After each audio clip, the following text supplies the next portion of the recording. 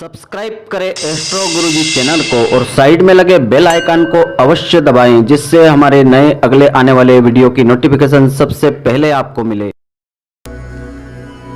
सादर जय श्री कृष्ण मित्रों, आप सभी का स्वागत है आपके अपने ही चैनल एस्ट्रो गुरुजी में। मित्रों, आज आपको हम बताने जा रहे हैं महापुण्यदायिनी शनिवार की व्रत कथा। शनिवार की व्रत कथा को श्रद्धा पूर्वक सुनने से बड़े बिगड़े हुए काम हमारे बनते हैं, हर काम में सफलता मिलती है व यश की प्राप्ति होती है। तो मित्रों, पूरे वीडियो को आप ध्यान पूर्वक देखेंगे तभी इसका संपूर्ण फल आपको प्राप्त होगा। तो हमारे धर्म ग्रंथों में शनिवार का दिन अपने नाम के अनुरूप शनिदेव को ही समर्पित है। शनिदेव हिंदू पुराणों में अपने क्रोध के लिए ही जाने जाते हैं और ऐसा माना जाता है कि जिस पर वे क्रोधित हो जाते हैं उसके दुर्दिन यानी खराब दिन आरंभ हो जाते हैं। तो संसार में हर समस्या का समाधान है, पर शनिदेव के क्रोध से पार पाने का कोई उपाय नहीं है। यही कारण है कि भक्ति से अधिक भय के कारण सारा संसार शनिदेव को पूजता है, उनकी आराधना करता है। तो शनिदेव से इस तरह भय खाने की बात जो है उनकी कथा के अनुसार हमको इससे जानकारी प्राप्त होती है। उनकी व्रत कथा हमारे धर्म ग्रंथों में इस प्रकार से आती है। इस व्रत कथा को श्रद्धा विश्वास पूर्वक एकाग्रता से सुनना चाहिए। उनकी कथा इस प्रकार से है कि एक समय ब्रह्मांड के नवग्रहों में आपस में विवाद हो गया। वे सभी तय करना चाहते थे कि उनमें सबसे बड़ा कौन है, सबसे शक्तिशाली कौन है।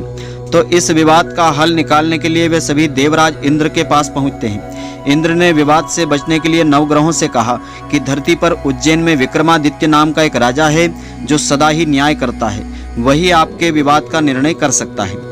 तो इंद्र की बात मान करके नवग्रह जो है राजा विक्रमादित्य के पास अपना मामला लेकर के पहुंचे।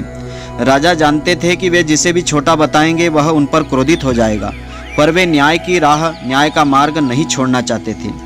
तो राजा ने 9 धातुओं से 9 सिंहासन बनवाए थे और हर ग्रह के अनुसार क्रम के अनुसार स्थान ग्रहण करने के लिए 9 ग्रहों से कहा।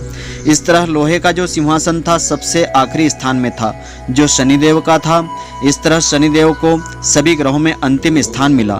इससे शनिदेव राजा पर कुपित हो गए और अपना समय आने पर विक्रमादित्य को दुख देने की चेतावनी दे करके वहां से चले गए।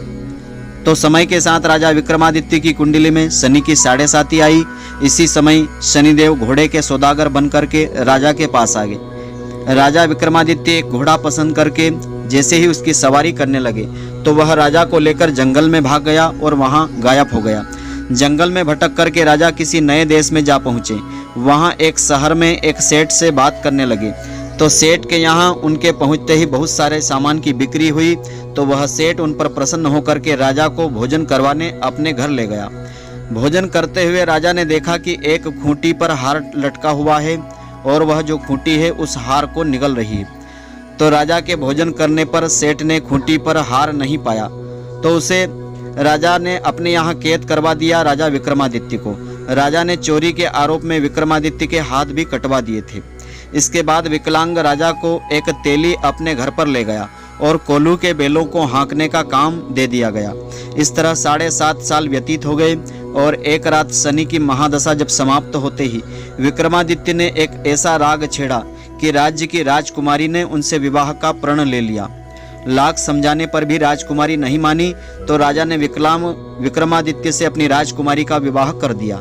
रात्रि में शनिदेव ने विक्रमादित्य के सपने में आकर के कहा कि तुमने मुझे सबसे छोटा ठहराया था, अब देखो मेरा ताप और बताओ कि किस ग्रह में मेरे जितना प्रकोप है, मेरे जितनी शक्ति है।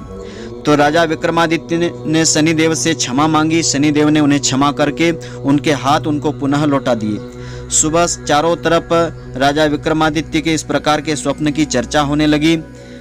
तो विक्रमादित्य की जानकारी मिलते ही वह व्यापारी भी क्षमा मांगने के लिए उनसे आया और उन्हें फिर भोजन का निमंत्रण दे दिया। राजा जब उनके यहाँ भोजन कर रहे थे तो उसी खूंटी ने सबके सामने वह हार वापस उगल दिया। इस तरह सभी के सामने स्पष्ट हो गया कि राजा ने चोरी नहीं की थी। तो व्यापारी ने राजा से कई बार क्षमा मांगी और अपनी कन्या का विवाह उनके साथ कर दिया। राजा विक्रमादित्य अपनी दोनों रानियों और ढेर सारे उपहारों के साथ उज्जैन वापस आए और अपना राजकार्य फिर से उन्होंने संभाल लिया। तो इसके साथ ही उन्होंने घोषणा की कि सभी ग्रहों के राजा सूर्यदेव अवश्य हैं, लेकिन कर्म फल के दाता शनिदेव ही है। उनके अनादर से मेरी इतनी दुर्दशा हो गई है। तो इससे बचने के लिए राज्य में सभी जन शनिदेव को प्रसन्न करने के लिए शनिवार का श्रद्धा पूर्वक व्रत रखेंगे। तो शनिदेव की कृपा से राजा ने पूरे राज्य समेत सुखपूर्वक जीवन व्यतीत किया। तो शनिवार की व्रत कथा की विधि इस प्रकार से आती है। शनिवार के अधिपति शनिदेव हैं, उन्हें काले तिल, काला वस्त्र, तेल, उड़द बहुत ही प्रिय होते हैं। इसलिए शनिदेव की पूजा में इन वस्तुओं का उपयोग अवश्य ही करना चाहिए। शनि की महादशा का सामना कर रहे व्यक्तियों को शनिवार का व्रत अवश्य ही करना चाहिए और इस दिन प्रातःकाल जल्दी उठकर के स्नान करके शनिदेव का स्मरण करना चाहिए और इस दिन तेल या लोहे से बनी हुई वस्तुएं खरीदने से बचना चाहिए, क्योंकि इसमें शनि का वास माना जाता है। इसलिए पूजा का सामान भी एक दिन पहले ही खरीद लेना चाहिए और भोजन एक ही समय इस दिन करना चाहिए। तो इस दिन शनि स्तोत्र का पाठ, शनिदेव के नाम मंत्र का जाप करना शुभ फलदायी होता है। इस दिन चींटियों को आटा डालना भी विशेष फल देने वाला होता है। शनिवार के व्रत में पूजा के बाद शनिदेव की कथा, इस व्रत कथा को श्रद्धा पूर्वक सुनना चाहिए और दिन भर उनका स्मरण करते हुए शनिदेव को भजना चाहिए। तो शनिदेव बहुत ही जल्दी प्रसन्न हो जाते हैं और सारे कष्टों का शीघ्र ही निवारण कर देते हैं। तो मित्रों, आशा करता हूं कि आपको हमारी यह ज्ञानवर्धक जानकारी पसंद आई होगी। यदि आपको पसंद आई हो तो आप हमारे वीडियो को लाइक व शेयर अवश्य करें। धन्यवाद। जय श्री कृष्ण मित्रों, फिर मिलेंगे।